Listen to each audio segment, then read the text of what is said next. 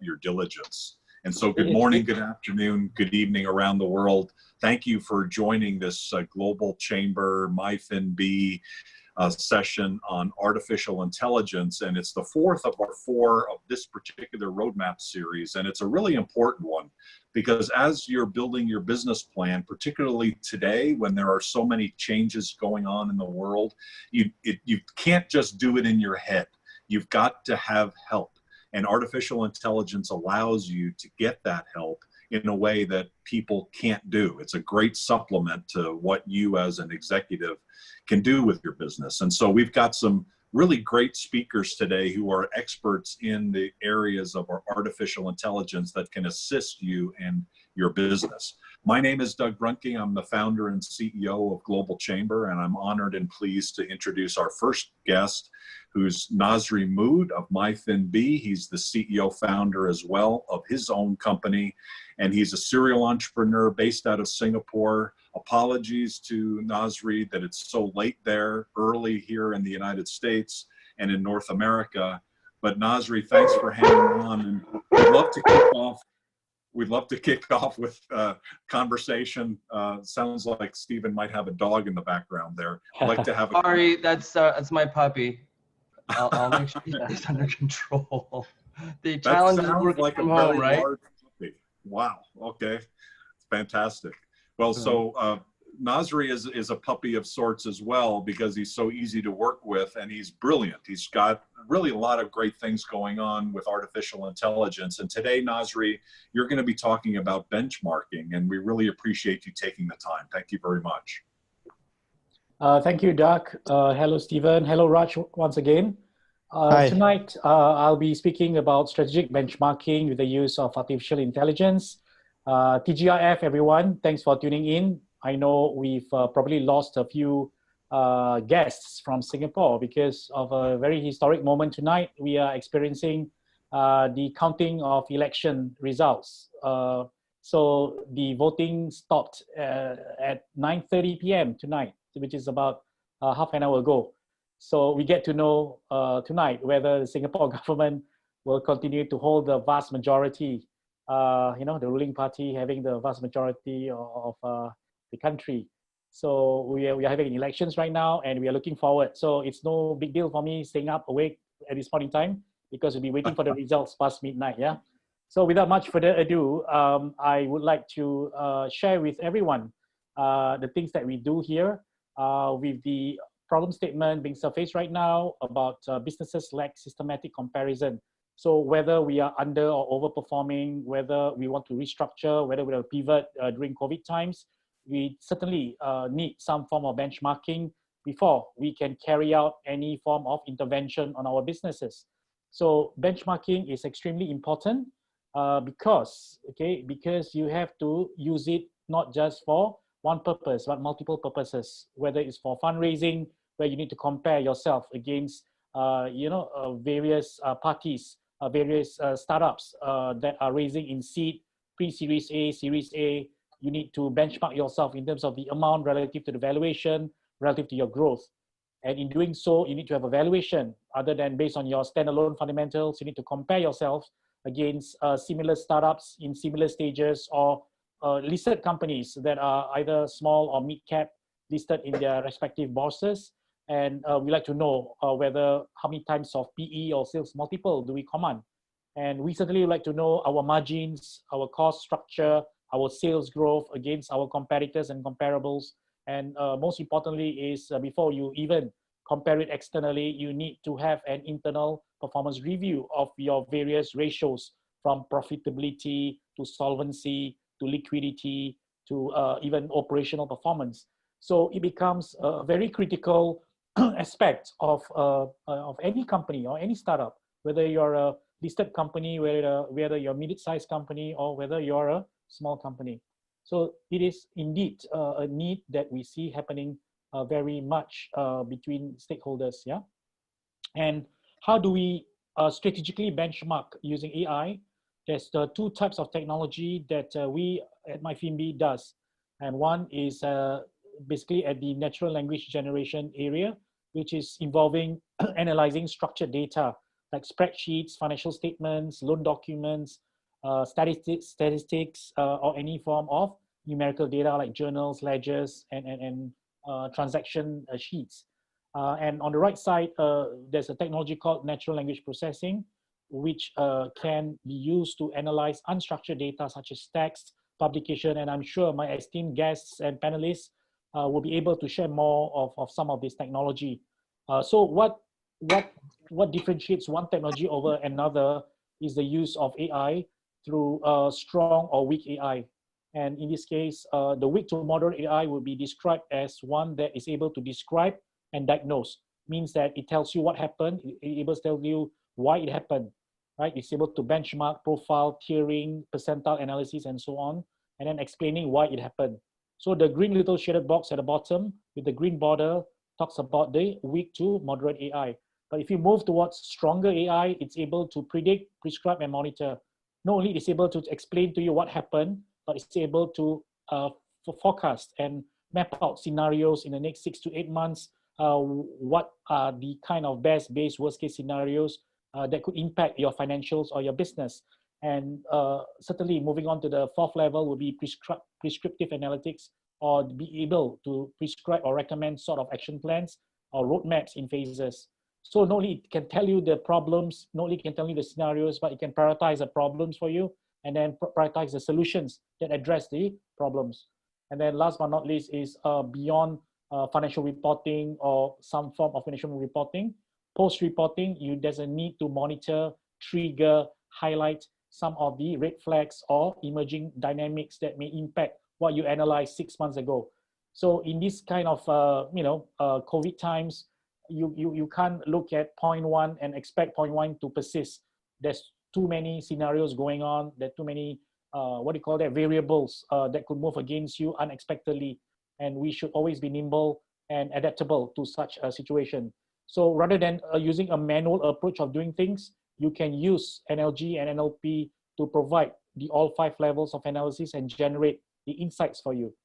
Okay, and in this case, when you see some examples of how AI in action, we can show you one. So very quickly, if you were to upload any form of financial statements, annual reports, news, or filter with some parameters, you're able to see some kind of benchmarking pertaining to financial performance, shareholder value creation. So you always know whether you are below average, or above average against the peers, against the industry, against certain competitors that you like to be compared against. And the board members will be able to see based on the benchmark, it's able to see where are the gaps, what are the action plans. These are the prescriptive action plans taking place. And you will be able to monitor from each of these bullet points, trigger some red flags or even opportunities whereby you detect certain events happening and you'll be informed and prompted to act upon them. Okay, and like I said, there could be 50 problems and 50 solutions. The question here is, based on the severity through benchmarking each situation, which one should come first? Which one should be in phase 1?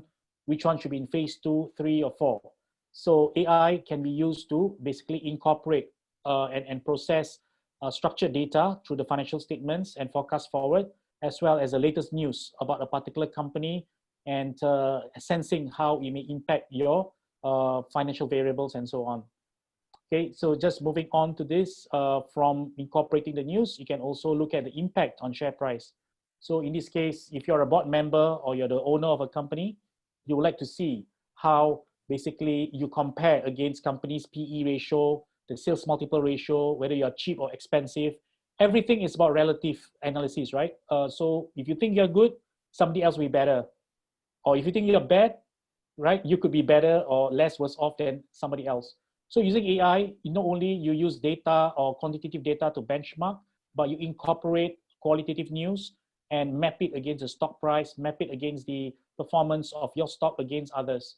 And from here on also, you can see public news about how it's being reported on a particular company, whether it's positive or negative. And then you can see relative to your competitor, whether the news impacted them are negative or positive. So again, everything it's about, if you're positive, to what extent is it positive? If you're negative, to what extent you're reported as negative? Everything is about relative comparison and be able to guide you as long as you compare apples to apples, as long as you have the right parameters, as well as long as you configure the analysis from the machine to basically process it. Okay, so from here, you then be able to look at all the sources, because once you've done the right benchmarking, then you'll be able to trace down, drill down where the news is coming from, what subjects are being talked about, where are the regions reporting you, why is it negative, and which industries are being mentioned in it. So, and the list goes on, going through competitors and so on. Okay, and we like to bring your attention to a particular study involving SMEs, or what the Americans would call it as SMBs, right? Small medium businesses. So in this case, we gonna share very quickly with you a study of what we did in Asia, involving 800 over unlisted companies across Peninsular Malaysia, and who operates regionally too. 18 industry groups. Sorry, there's a repetition there, but involving collectively assets under management under review of 6.7 billion, 144 million profits before tax. So what do we discover when we start benchmarking them in respective industry? So assuming that this is particular one industry, but we actually consolidate as a whole, you can see that overall there's been increasing cost of operations for companies that was happening pre-COVID, and there's been what we call muted sales growth that impede shareholder value. That means companies in the 18 industry groups collectively face challenges in top line, facing increasing cost of operations, having very quite fragile balance sheet. Remember, this is pre-COVID in 2018, 2019. So imagine the scenario analysis at the bottom. If there had been a decline of sales by 5, 10, or 15%, and increase of cost by 5, 10%, you can see they will fall in the red zone. Okay, so we are facing very critical times, and only through benchmarking we'll be able to measure the severity of it. So initially, ignoring the black arrow, you can see that all of the different sectors that you see there are operating on the top left quadrant, which is denoted by high risk, high returns. They are taking on high risk to generate higher returns. Okay, and they need to be in quadrant B, where it's actually denoting high returns and low risk. Unfortunately, because of the COVID, you can expect all the sectors that you see there being through snakes and ladders kind of effect, right? They basically downgraded to the bottom left quadrant, which is low returns and high risk. So you can expect that through early benchmarking, we talk about them being fragile, you talk about them being muted sales growth, you talked about them having increasing cost of operations for every dollar of sales.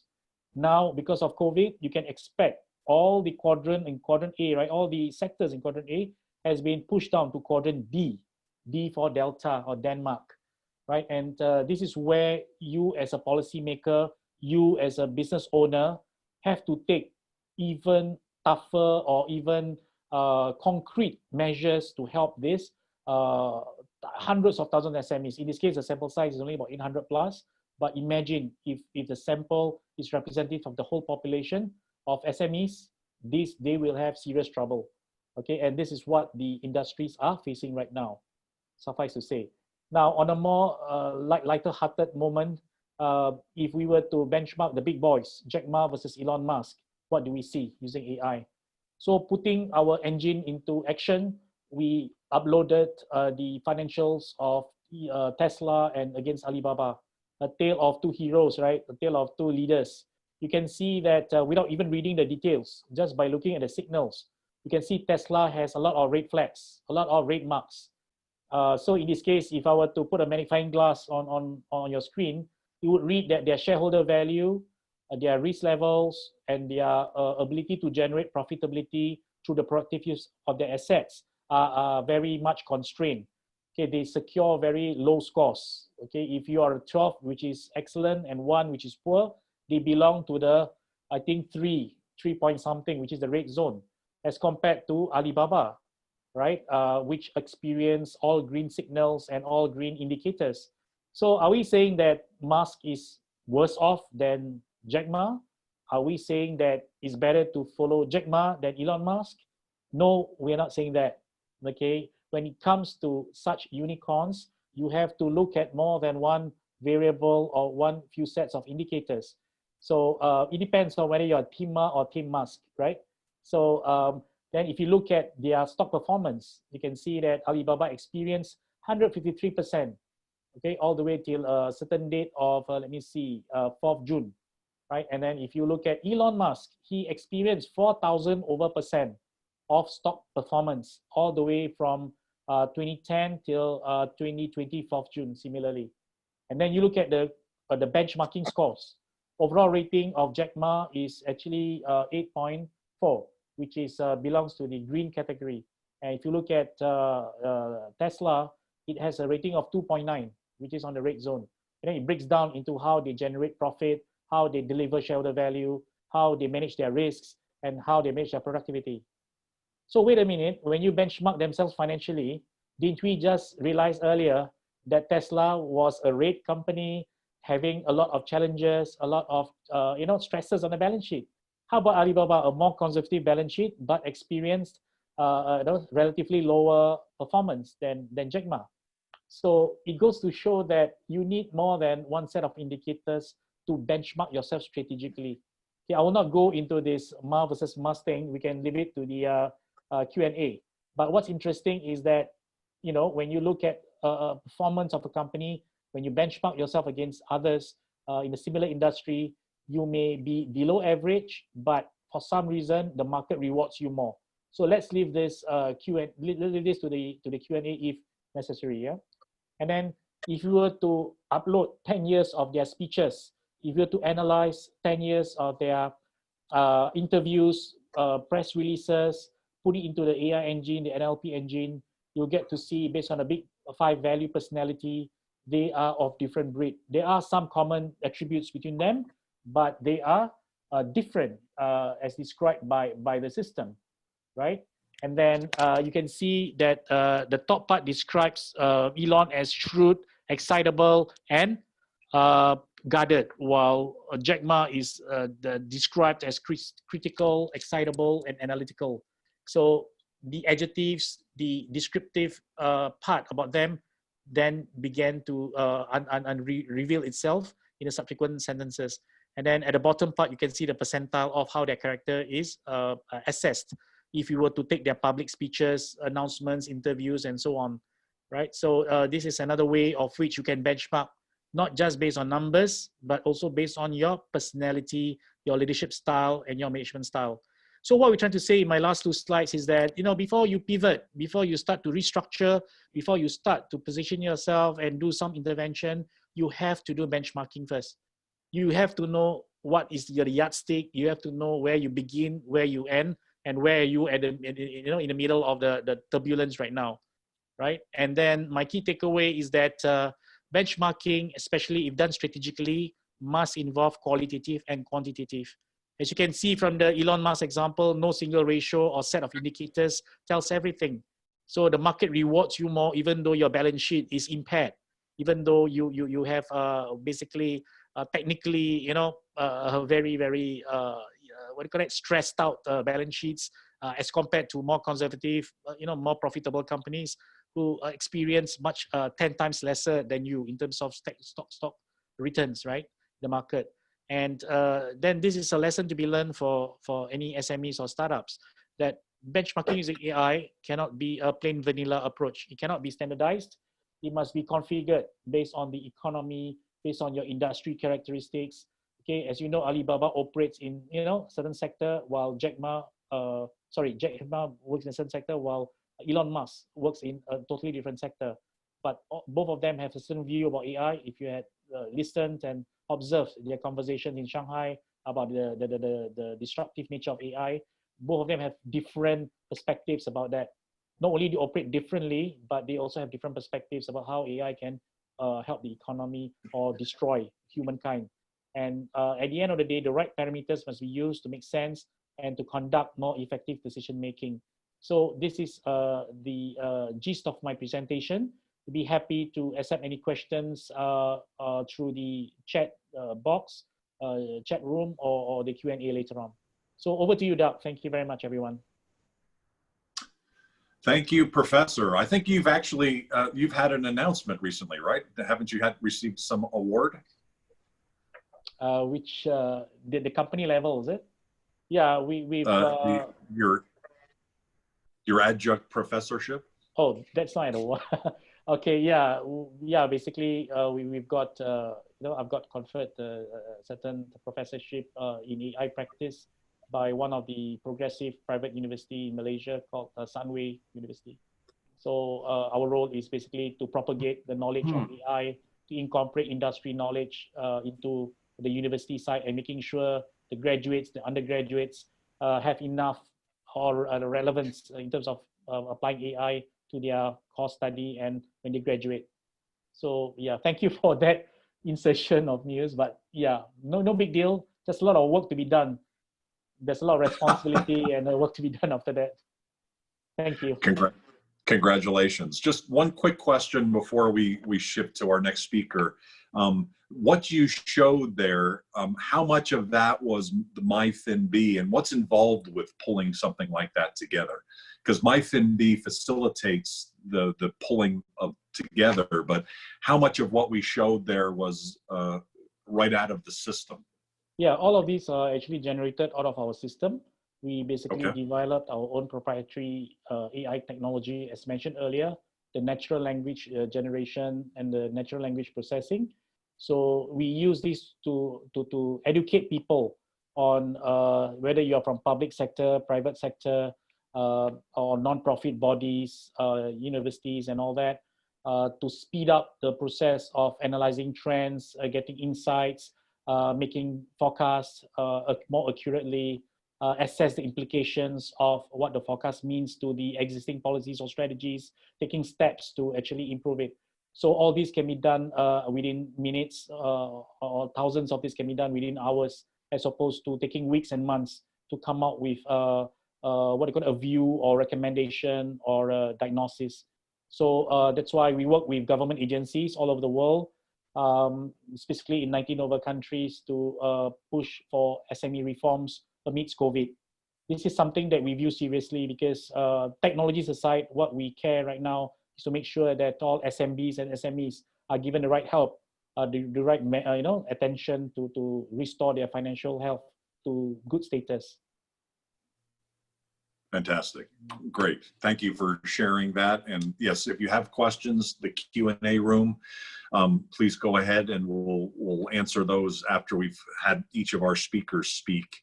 Our next is Stephen Jast. He's the president and CEO of Gazelle.ai. He actually formed Return on Investment, ROI, back in 2003 with 2 people, and he's grown the company. As like Nazri, received many awards along the way, and the migration now with Gazelle.ai with artificial intelligence is phenomenal. We use it ourselves at Global Chamber, and it's one of the most valuable things that we have seen out in the marketplace relative to understanding the growth of companies, the growth of new markets. And so, Stephen, thank you so much for sharing your time today and your expertise. My pleasure, Doug. Thanks so much for having me this morning. And thanks to Global Chamber and Nazri as well for inviting me to talk. I hope everybody tuning in today is safe and well during these unprecedented times. So let me start off, if you will, by bringing up my slide deck. I'll just share my screen really quickly.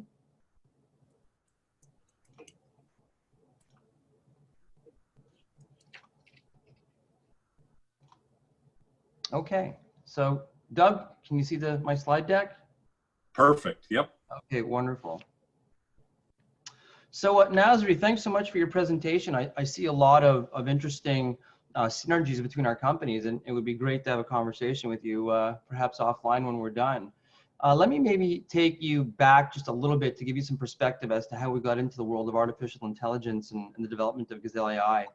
We started our business as a service company called ROI, Research on Investment, which has been in business for about 20 years now, primarily working with government organizations from around the world and helping them to attract foreign direct investment. We've done work with the federal governments of Japan, Thailand, the US, Canada, Finland, Sweden, you name it, we've probably done some work with a country organization responsible for the attraction of FDI. We also have a business unit that works in B2B marketing. But essentially what we were doing as a service company was trying to identify companies in growth mode. Are they growing? And when we talk about growth, we're talking primarily infrastructure growth.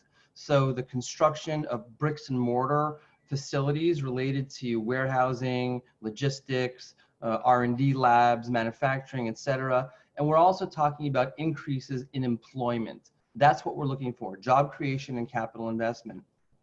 So when we started our business, or when I started my business 20 years ago, ROI, not Gazelle, we would order a database. We would try and reach out to corporate C-suite executives to survey them on their growth intentions. And we had a conversion rate of about 1 to 3%. If you recall, the reason why there's a big manila envelope on the screen is back in those days, you'd order a database, you'd wait a week, and plunk, a big manila envelope would land on your desk, and that would be your database. Company names, perhaps a revenue range, but there was nothing really there that gave you any real indication as to whether or not a company was going to be entering into a growth phase. So that was the problem that we faced. A lot of the database companies have been around since the 1800s, I should say. The data was often old, not accurate, it was static. It didn't really provide any true insights into the business, no growth indicators. We also had difficulty identifying emerging subsectors because a lot of these databases were using NAICS codes or SIC codes, which are very traditional ways of classifying business. So to find companies who are developing drones, for example, or artificial intelligence applications would be buried in aerospace or IT or software development across a wide range of the traditional NAICS codes. So it made it hard to really develop our TAM, our total addressable market, which would really be emerging companies, growth companies in emerging industries. Now, whether you're looking for emerging growth companies in emerging industries, or you're looking to call upon established, very large businesses, multinational corporations, transnationals around the world, when we take a look at reverse engineering our sales cycle, meaning getting a C-suite executive to talk to us about their growth plan such that we can share that with our B2B and government clients, when we calculated the number of touches it would take to fulfill a program. So let's just say for us, a program would be 10 companies that we've identified as being in growth mode and connecting them with a B2B client or with a government. It would require something along the lines of almost 8,000 touches. What's a touch? A touch is a phone call, a touch is an email, a touch is an in-mail, a touch is some sort of a communication, whether through a cold call or a warm call, to get somebody interested enough to have a meeting with us. So we became very curious about ways that we can gain some productivity, gain some efficiencies in trying to reduce the number of touches and improve the ratios of the numbers of times that we'd have to reach a decision maker or a company to ascertain whether or not that company was in growth mode. What we really were looking for are companies called gazelles. This is why we actually named our company Gazelle. And the reason why we're looking for gazelles is because these are very high impact growth companies. It's always very interesting to research and look at very large companies capable of transformational large projects, billion-dollar manufacturing facilities such as Tesla. You know, Nazri is the example of Tesla. They're currently looking at building a billion-dollar manufacturing facility rumored to go to Austin, Texas. So of course we want to be looking for these companies, but the real drivers of job creation, of capital expenditure, of R&D expense are gazelles. Now, gazelles are not necessarily large, they're not necessarily small. They're companies that have a combined annual growth rate of about 20% a year, doubling in size every 5 years. They typically represent about 3% of companies in any given economy. So while we know, either as a company such as ours, who is working to attract foreign direct investment, or even as a B2B marketer, we want to be finding these companies, but the problem is that they're extremely hard to find. The reason that they're hard to find, they're non-industry specific, they're not size specific, they're not geographic specific, they can be public, they can be private, they can be VC funded or not VC funded. So how do you find them? How do you find these companies aside from going through thousands and thousands and thousands of surveys. So that's where the notion of developing AI and leaning towards an AI application to help us find these companies was born. Essentially, what we started to do was to access vast pools of data across multiple data sources, industry, spatial, firm level. We really basically have three primary buckets of data that we use. This would be geographic related. We also use industry trends, and then we try and get as much firm level specific data as we possibly can over a 12-year time series data set. So what we've done is we've used primarily neural networks and principles of machine learning to take a training set of 100,000 companies who have been known to have expanded in the past and study thousands of data signals over the 10-year time series data set, which basically gives us tens of millions of data points to study, data signals, as Nazri talked about. This allowed us to identify fast growth companies. So when we benchmark the effort that a human being would need to find growth companies, and then compare that to a list of companies built by the AI, of course, we gained efficiencies in productivity. So what the AI is essentially doing is it's looking for the data signals over a 12-year time series where the data is most in flux. In the 18 months before a company expands, we want to know what's happening in that company before it's about to take off on a growth spurt. So does that mean that there's been a big spike in job posting intensity? Does that mean that there's been a big spike in patent applications, in exports in that particular industry? Is the company located geographically in a large cluster of similar companies where it's outperforming the national average? Is it one company that stands out against a cluster of companies in any geography? So these are some of the types of data that we looked at. Again, as Nazri alluded to allow us to make better strategic decisions, to identify growth companies, but also to build our addressable market, even as a B2B marketer. If you're a B2B marketer, you are going to expend and deploy a tremendous amount of resources building a relationship either digitally or in person or socially to try and build a bridge to that company, ultimately to develop them as a client. If you're going to expend that much energy, from our perspective, you need to be expending it on a company that is going to grow. Growing companies buy more of everything. Static companies don't. So while a company who may not necessarily be growing, but is of a certain size, of course we want to be in touch with them. But we like to think that prioritizing growth companies in growth clusters, in growth geographic clusters, makes for a much more efficient foreign direct investment strategy, as well as a B2B sales strategy. So really, it allows you to assess your true TAM, your total addressable market. So what are some of the traditional expansion signals that we used to use? There's change in C-level staffing. We always used to think that if a company brings in a new CEO, a new CFO, a new COO, there's change coming, the company's gonna grow, it's gonna make an acquisition, there's gonna be strategic change. But that really is more qualitative. That was just something that we would fall back on because we didn't really have any other data sets and data points to really use. Recruitment of senior resources in non-traditional markets. The company has its headquarters in Stockholm, and all of a sudden they're building in-market executive director positions in the US. Well, does that mean that they're looking to penetrate the US market or just sell into the US? Has a company expanded over the past 5 years? Data tells us that if they have, they're likely to expand again.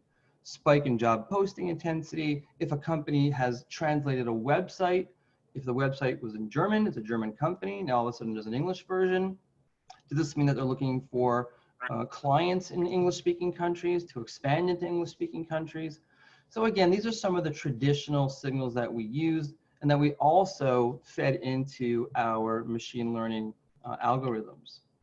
So what the machine learning actually taught us and what made very clear to us are some of the specific data signals when identified 18 months out, more often than not, would indicate that a company is about to enter into a growth phase.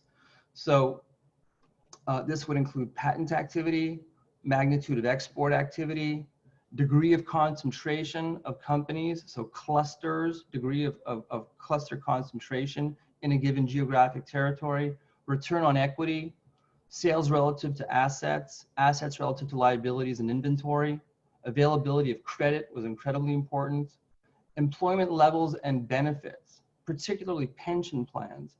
When we see companies are growing pension plans, there's a high likelihood that company is going to grow. And there's a pretty interesting explanation for that. If a company rewards its employees on growing the business, and this is a behavior that is learned and repeatable, these people will stay in these companies, and these companies' pension plans will likely show a nice growth pattern. So that's been a really interesting find for us as well. Magnitude of executive compensation, and of course, as we talked about a little bit before, previous expansion. So from our perspective, the present and the future of artificial intelligence, we're building AI signals for sustainability.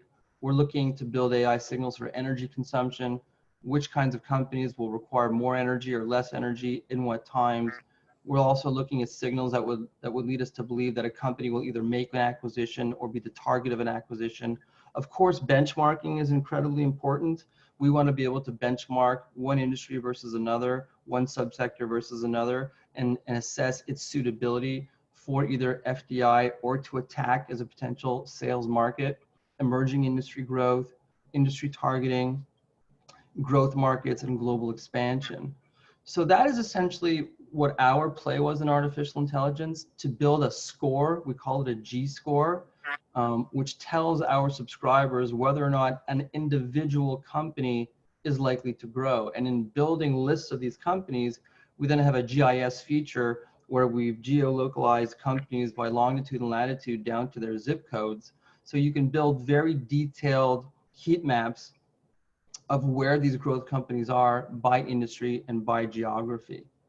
So that's a little bit about Gazelle.ai. We score about 10 million companies across 900 industries. We also have about 22,000 pre-programmed maps, heat maps, where you can again see how companies are growing from a revenue perspective, from an employment perspective, establishment perspective, average salary. It's interesting to see where across the world average salaries are rising. This would lend you to believe that they're running out of workforce there. So perhaps if a company is going to move, so if you're in a real estate industry or a construction company or an architect, and you see that a company is in an area where there's very fast sales growth and also very fast average salary growth, it likely means that this company is going to run out of people to hire, because workforce works along the same lines as the economy in general. If there's not enough supply to meet demand, prices go up in the form of salary. So if that company is going to expand, they very well may be looking to expand outside of their home jurisdiction or where they're currently located. Much in the case of Tesla, which is looking for a more cost-effective region, as they've stated, than being in California. So that's a little bit about our AI, and certainly it would be my pleasure to do a bit of a deeper dive into some of the other signals and some of the technology and some of the learnings that we've made.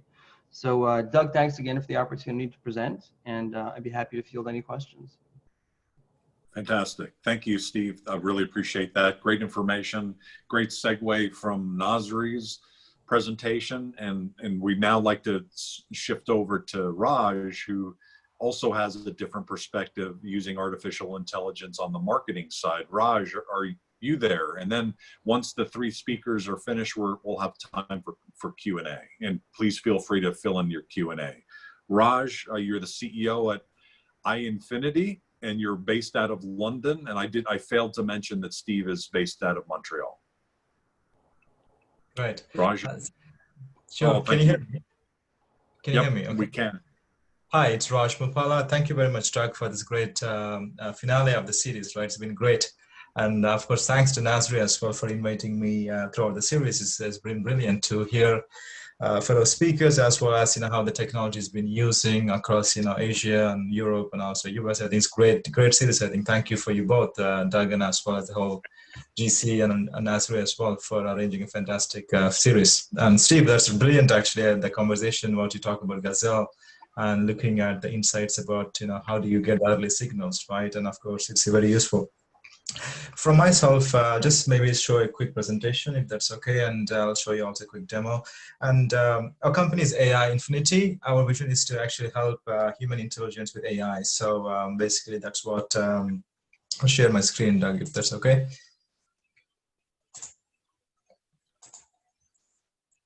Yep, you're shared. Can you see it, right? Yep, you got it. So very quickly, as we know, the opportunity of AI and predictive analytics is a huge market. And I mean, I don't need to tell about why all big companies are actually on the bandwagon of AI, right? All the way from Tesla to Amazon to any company.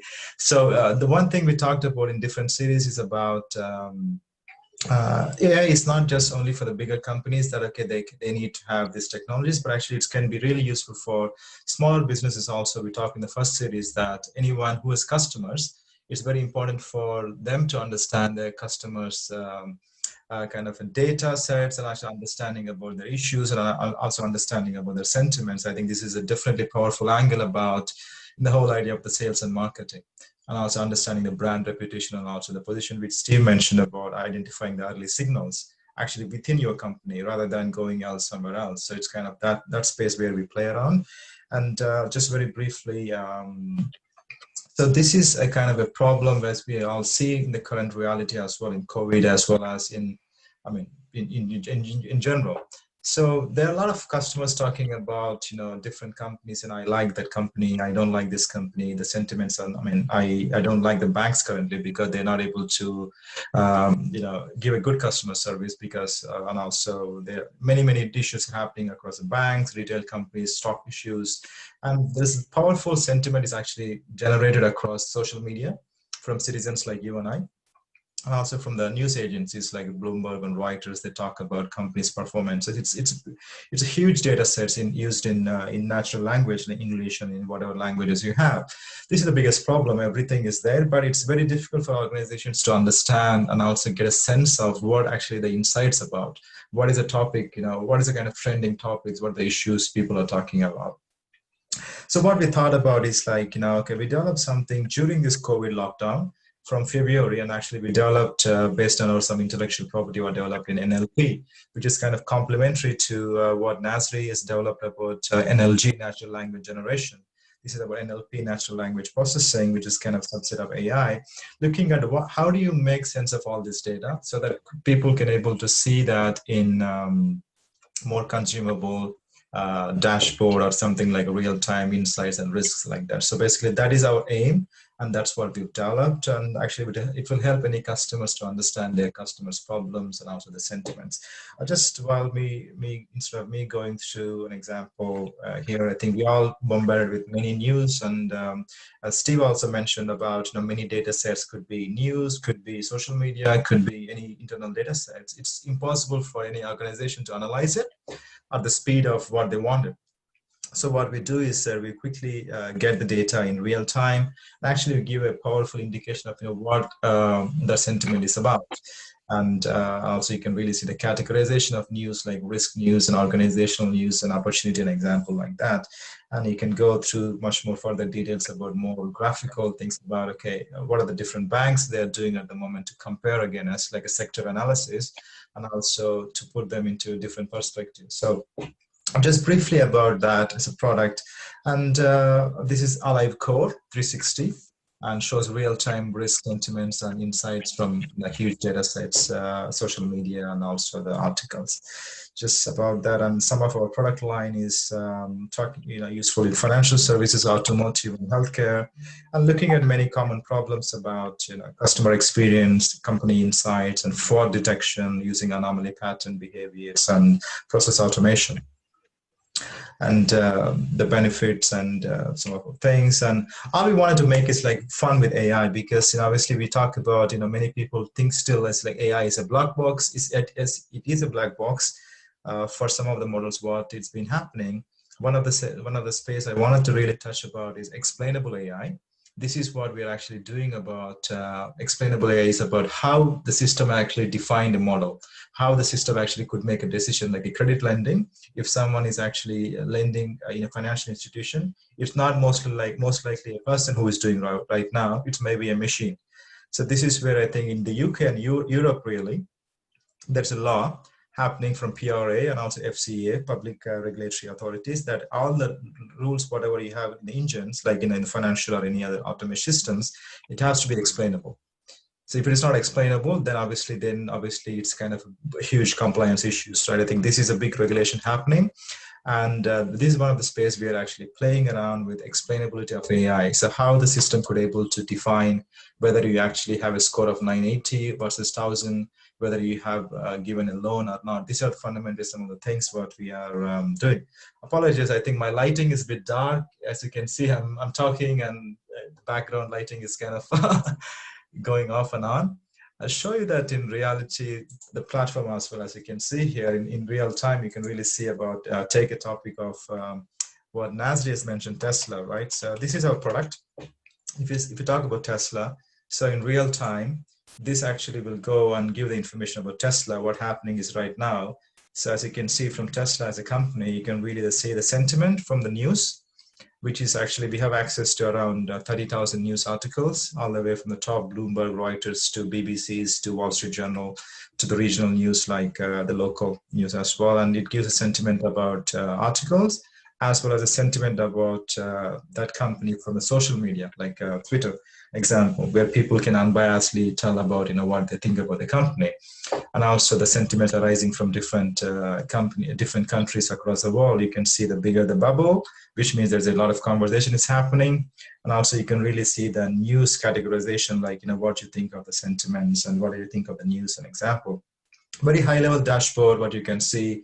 And then if you wanted to analyze it, how we got there, you can really see that as a quick overview here, an example, what are the different articles, how did we classify them? Now, so you can go back to the tweets as well, what people are talking about, Tesla cars, or maybe an example here. It's fully explainable. This is one of the fundamental things what we've developed. You can actually search about a company. You can talk about a person like Donald Trump, an example, a president, or anyone else, like example. In 3 to 4 seconds, you get all this information. And so that it will help you to make intelligent decisions.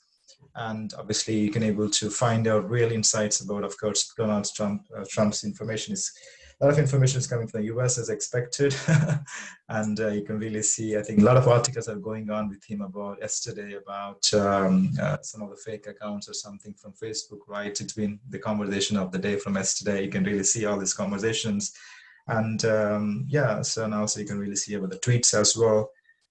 Basically what people think about it. I think we thought it's really powerful for organizations to have this access, whether it's small or big, so that they can able to analyze very quickly their own brand reputation, whether it's actually good or bad, and also they can monitor their own clients. And to just a kind of extended collaboration to, like, what Stephen has mentioned, that if you have lots of companies, how do you monitor them in a very regular basis, right? So unless you have lots of time in your hand, this can really help you to automate some of the things, and helps you make decisions. Not that you have to rely on this decision, but at least it will help the time and bring some efficiencies as well. So and that's about the product. And also, if you have any questions, happy to talk. And thank you for the opportunity today.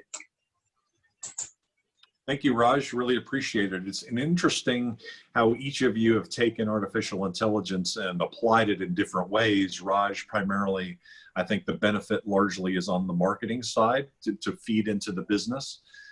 In the case of Steve with Gazelle.ai, a lot of that is on the sales side, in terms of focusing your sales efforts, marketing and sales, if you will, and feeding that into the business.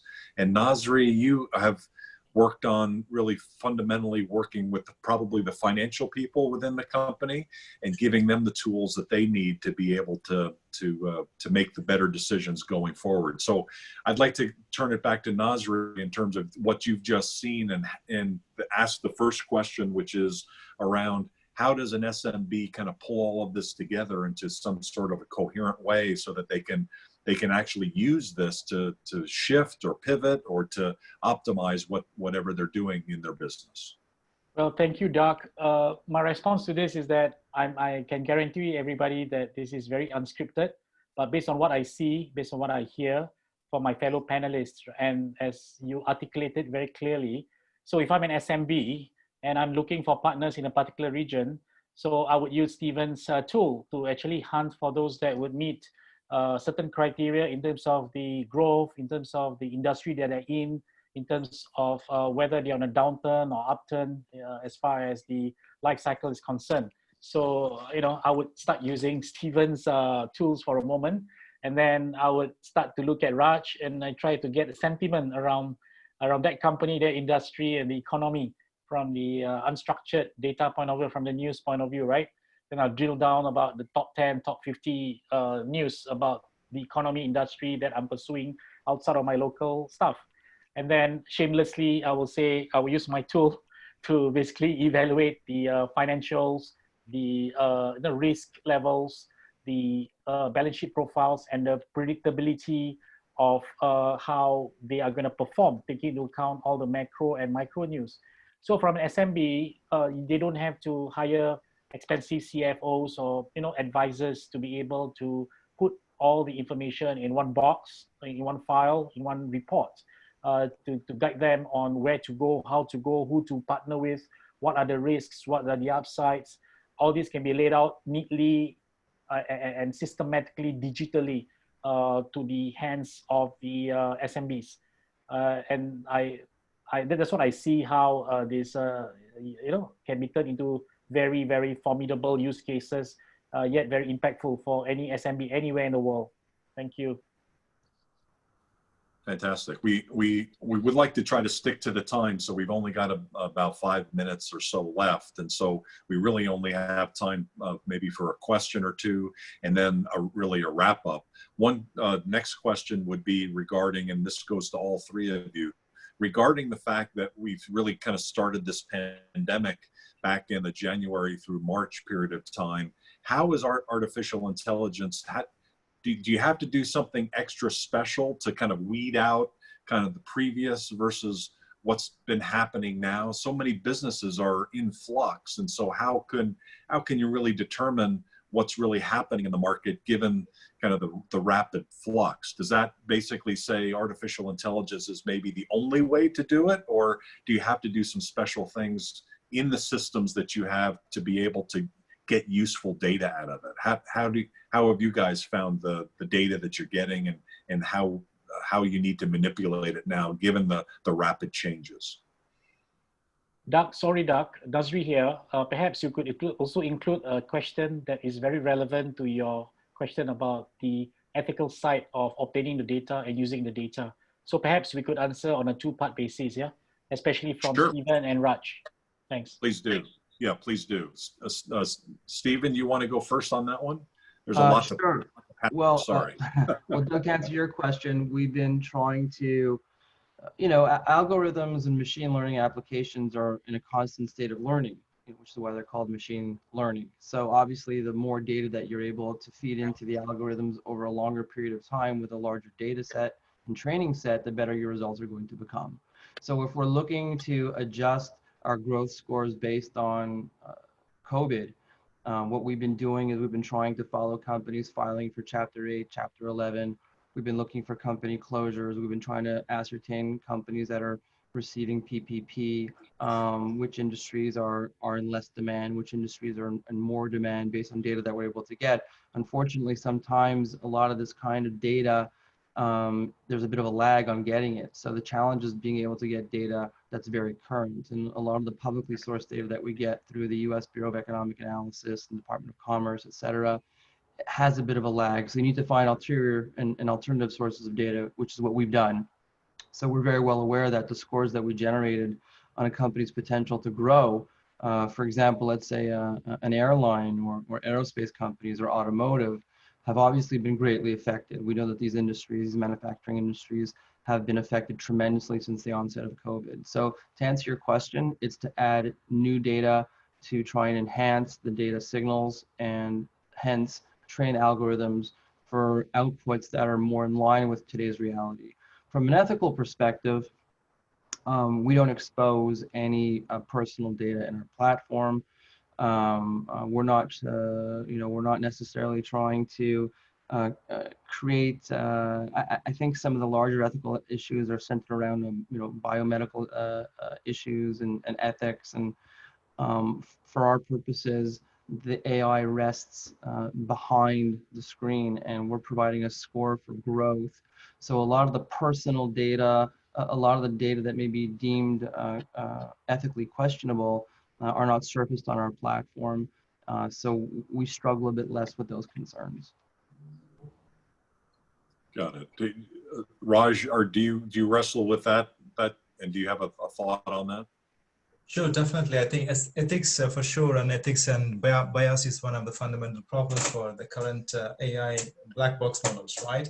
And one of the things what we're really doing is about explainable AI, which is actually exactly looking at how this decisioning is also happening, right? Like Stephen mentioned that, how the workflow is happens, right? And this is fundamentally actually the changing the game of AI. And actually 10 years back, the things were different. Now, I think if you look at explainable AI, especially at least in the European side of it, this is fundamentally changing the whole AI platforms, even Google and all this kind of algorithms, whatever they have to explain. Otherwise, they would not be actually kind of useful.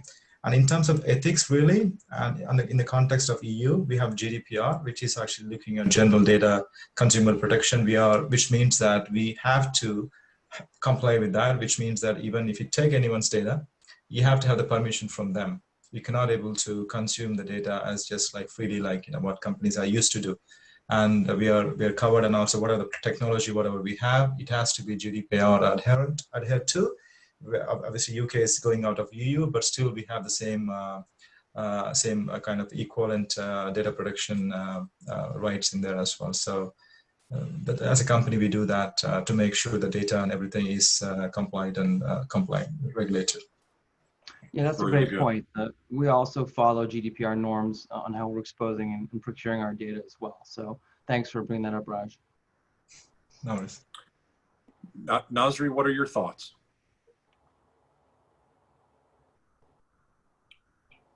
I think from the ethical point of view, AI certainly comes under question when it comes to selecting bank customers, right? So if you belong to a certain gender, race, income levels, or district that you're living in, so much of the debate that exists right now, it's about how AI is being parameterized to reject or accept a particular financing decision based on such parameters.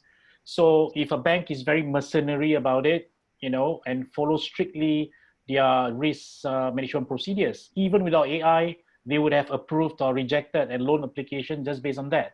Now, with AI being the scapegoat, they could easily blame it on AI as the culprit, the scapegoat for rejecting, accepting a client. So some might say, right, AI can be biased, AI can be smart, AI can be discriminatory. So at the end of the day, it's the humans that create AI. And if AI is truly biased, right, then it all falls back to the creator of the AI. So in such a way, you can basically create a set of policies, code of conduct, code of ethics that still follows the GDPR or the PDPA in Asia, right? In terms of protecting the rights, protecting the secrecy of information, and more importantly is non-discriminatory towards your background or attributes. So this is where you got to tread a very fine line on what should be parameterized to make that life decisions, as to whether you should extend a life-saving financing facility to somebody or not. So this is still debatable. This is still controversial.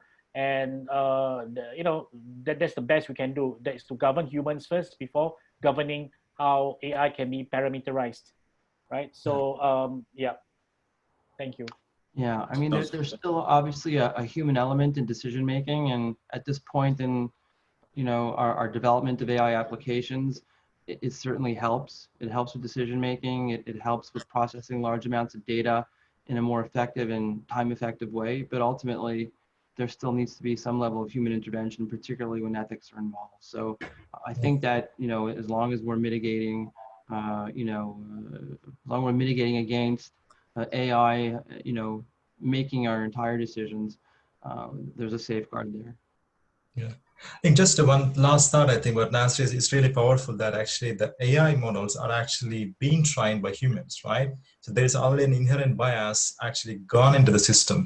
If I train a model, that will be different. If Nazri can train a model, that could be different. So obviously that humans are actually creating the bias to the model, and you expect a different result, right? We obviously, the model can self-learn, and actually at some time it can be really efficient, right? So this is fundamental nuances people need to be aware of.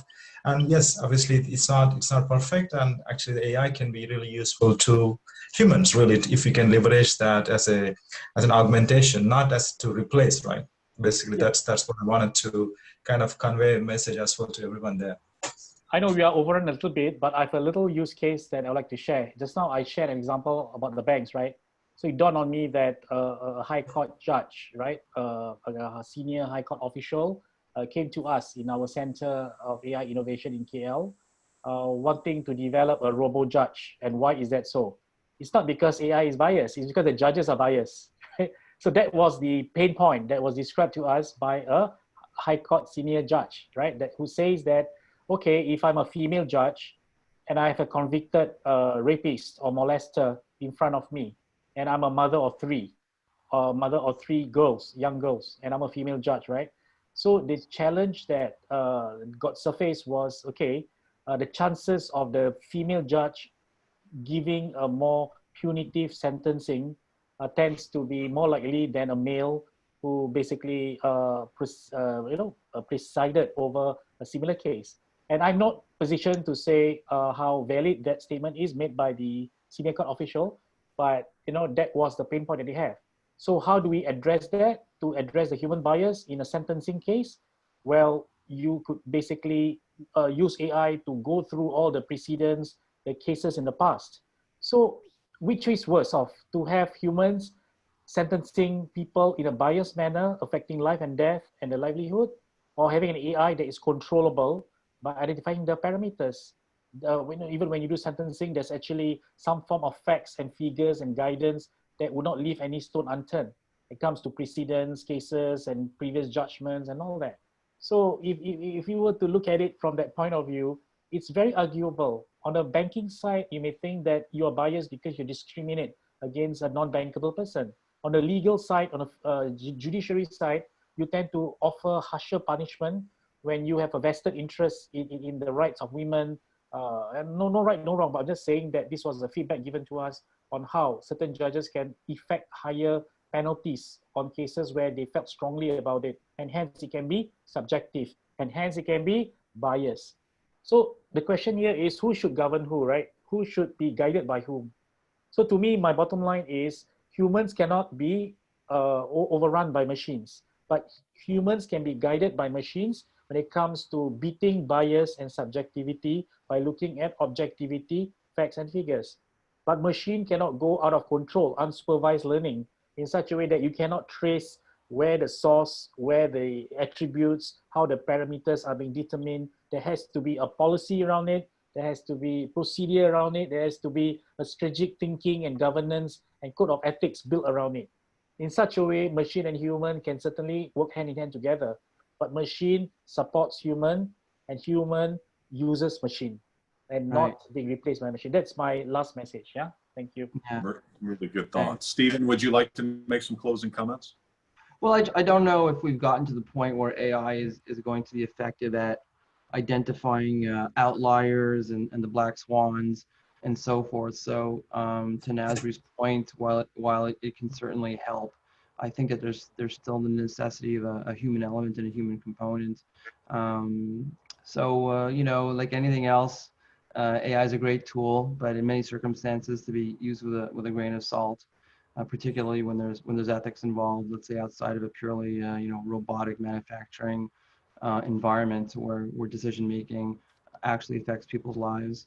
But otherwise, it's a wonderful technology that's only going to get more and more robust. And I think that people who may be scared of it could take a little bit of time to learn a bit more about it and the robustness and how long it's been around. Algorithms are not new. What's interesting is that artificial intelligence is really being talked about a lot more recently, probably because of the availability of mass quantities of data that were not available to the public 15, 20 years ago. But through the advent of the internet and the digitization of data, it has become available, and people have been able to plug them into algorithms that have been around for 50 years. So it's a technology that has served humans for a long time very well. And in the right hands and in the right mindset, I think we'll continue to elevate our decision making and the quality of our lives moving forward. Great thoughts. Raj, how about you? Closing comments? Yes, first of all, thank you for everyone, and also Nazri, especially, and Doug for such a great series. And I definitely support what Nazri said. Humans to use technology, could be AI, could be blockchain, anything else to augment. And also technology can actually, be enabler, right? And just one last thought, we're all using phones, and there's a smartphone, face recognition technology. We're all using AI. It's been face recognition technology. We're using Amazon. We're using all this. They already been using AI there. So we've already been the receivers of AI. Why don't we use the technology to actually be service to our businesses to an extent, take a small steps and make it happen and have a support to it. That makes sense. I'm going to turn it back over to you, Nazri. But one thing that you reminded me of was a television program I watched just this last weekend, and it was a jury trial. So first of all, I thought when you mentioned that, there seems like there's an application for jurists, right, to be artificial intelligence robots, if that's the right word. But as in this particular program, the jury was being selected, and there was one, the trial was about a woman who basically was a serial entrepreneur, and she believed in this product that she had, and she told people what appeared to be lies, that they were going to be able to develop this product in a time frame that seemed unreasonable to everybody. So the investors were very upset, and she got sued by the federal government for lying, lying about a security. So in the jury selection, they picked people who had a bias, and there was one juror who had a lifelong fret that he had not invested in a business 20 years before, where an entrepreneur had come to him and said, this is the greatest thing since sliced bread, and he didn't believe him, and it turned out to be the greatest thing since sliced bread. So it was a tremendous regret that he had. So he had that pain in his heart. He was selected by the defense as a juror because he was biased toward entrepreneurs, and it turned out they went through the trial, and the way that particular trial worked, one person could stop the trial, and that person was the one that made a deadlock. So it basically became a deadlock trial because of that one person's bias. Everybody else was against the defendant. So I don't know whether AI is ready for that world yet, but unbiased jurors would be an interesting idea. Absolutely. So that's why it boils back to the statement that I made earlier. When a human is biased, right, it's very hard to change his or her mind. And come what may, they will fight tooth and nail about their position and their stand. But if an AI is biased, the creator or the developers or the development team could basically detect and do something about it.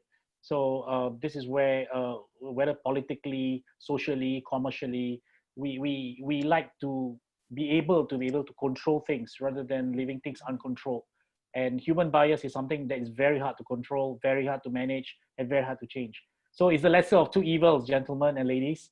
It's about, making the right choice, putting in place the processes and systems, and make sure that the parameters are sound, fair, and equitable. Yeah, that's again, a little comment to your little drama that you watched.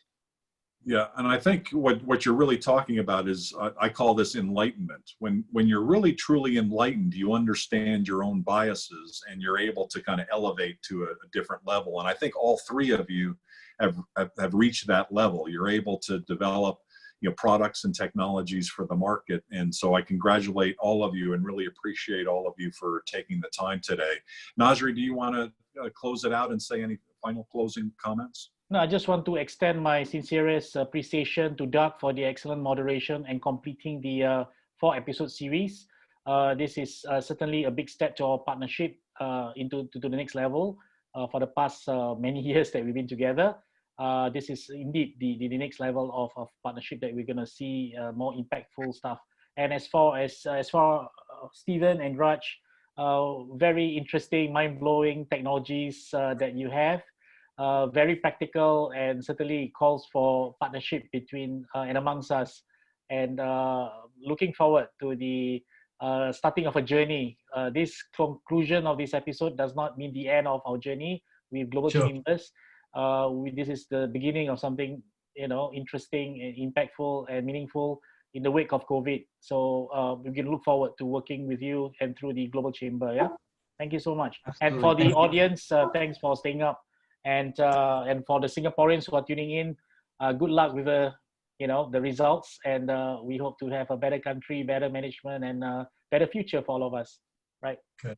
Thank you, Nazri. That's really brilliant, and also your tools are amazing, and definitely would love to participate and collaborate. And fantastic. Thank you, Stephen, as well. And Doug, appreciate very much your extended support and also nice moderation. Great participants. Thank you. Great job, Doug. Thanks, everybody. Thanks, guys. Have a good weekend. Watch the polling results. Take care.